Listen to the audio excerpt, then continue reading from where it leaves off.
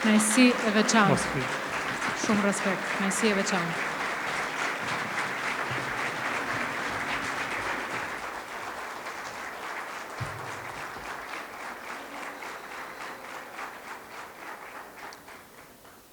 For everyone in this room today, I am here to share my story.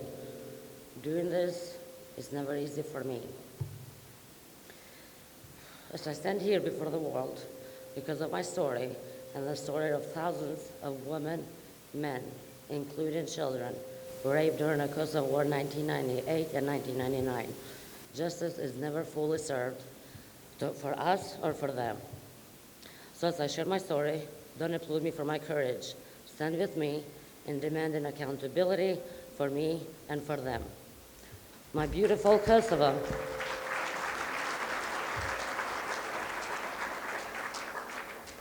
My beautiful Kosovo is the Europe's newest democratic country. You are here in Kosovo today that marks a lot of commemorations, mainly NATO intervention. NATO, it saved our lives. It stopped Milosevic's Serbian regime from committing more murder, massacres, atrocities, torture, fires, and rape to vulnerable, terrified human beings. 25 years ago, as most of my peers were celebrating their sweet 16th, thinking about college or simply hanging out with their friends after school, I was living in a world of fear and war. On April 14th, 1999,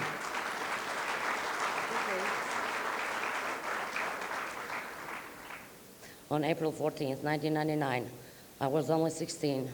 I was abducted by a Serbian police officer, and I was taken to a Serbian village where I was raped, not by one person, but by two Serbians, one in uniform and one civilian.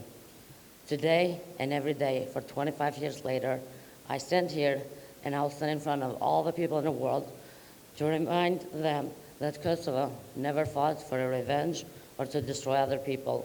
We fought for our freedom and liberty from Milosevic's regime, that a crime scene was committed to our people.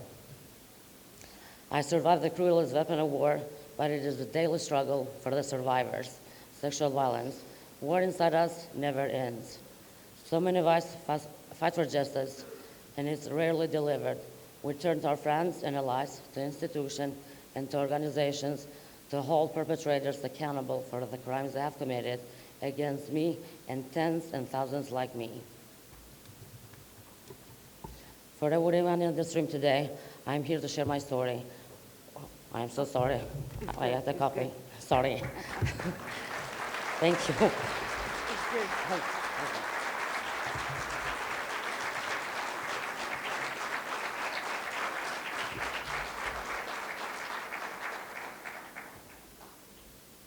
You will hear my story too. You will hear it, so you will never forget it.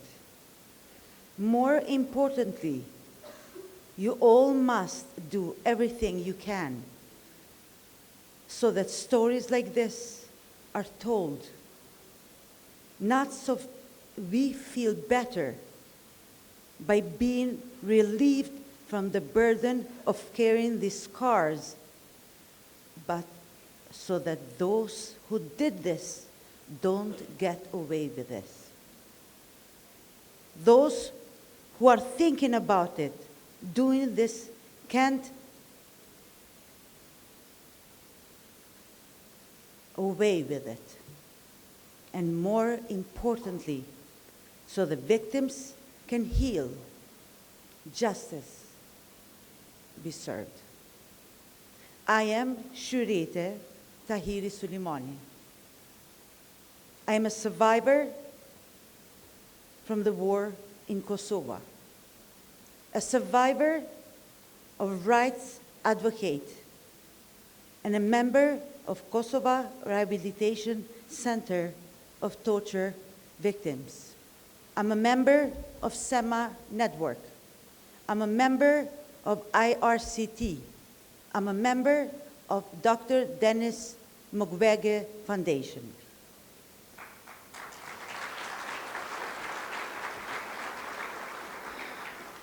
I am here today not only as a wartime rape survivor, but also as an advocate for the rights of all survivors. I witnessed to the resilience of countless survivors who refuse to be silenced.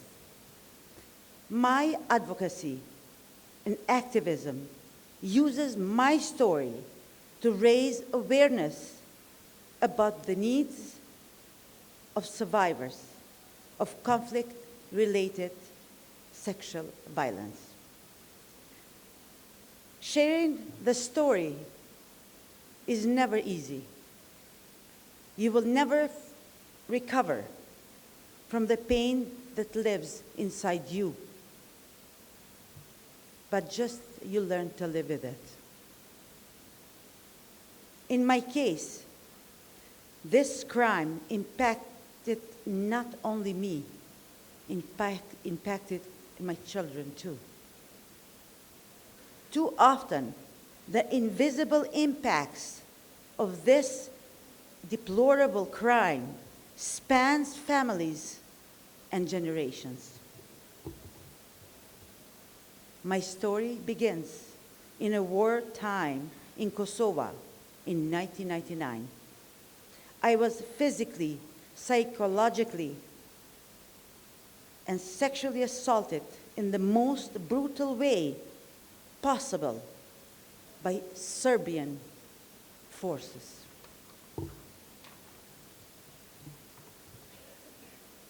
I was completely defenseless. They did that in front of two of my daughters, who were only 3 and 1 years old at the time. What happened to me, to us, during the war, shattered our lives in many ways. I suffered in a silence for a long time. I relived that horrifying experience over and over again in my mind, blaming myself for not being able to defend myself and not for being able to shield my daughters from witnessing such a vicious crime. I know, I understand that while I did not choose what happened to me, I can and I must choose how I responded to it.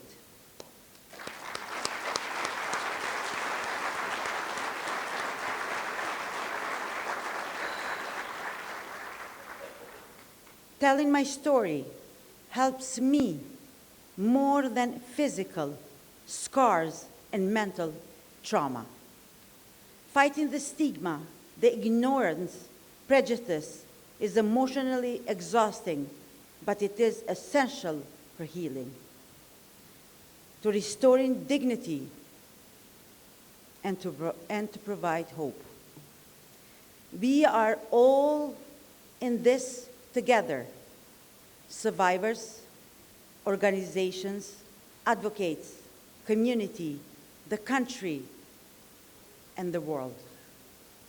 I invite everyone in this room to be the agents of change that our world so desperately needs.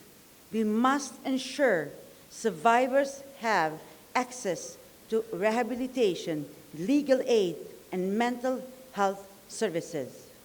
We must advocate for their rights and work tirelessly for the future free from the scourge of torture, of sexual violence.